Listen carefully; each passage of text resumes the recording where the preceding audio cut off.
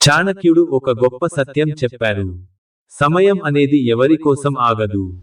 వచ్చే ప్రతి క్షణం తిరిగి రావడం లేదు.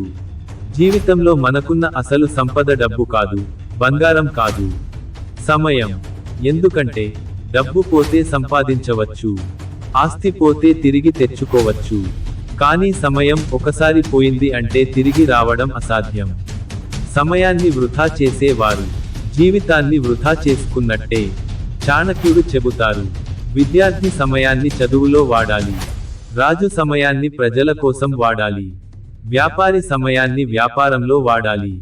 సమయాన్ని వృధా చేసేవాడు చివరికి పశ్చాత్తాపం తప్ప వేరే దాన్ని పొందడు.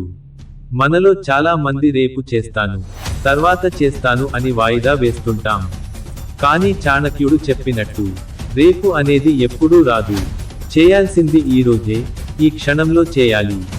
సమయం విలువ తెలిసినవాడు మాత్రమే విజయాన్ని చేరుకుంటాడు. ఎందుకంటే విజయం అనేది సమయాన్ని సరిగ్గా ఉపయోగించుకున్న వారికి లభించే ఫలం.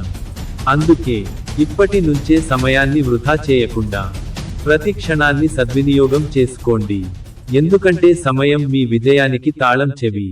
మీరు మా ఛానల్ని ఇంకా సబ్స్క్రైబ్ చేసుకోలేదా?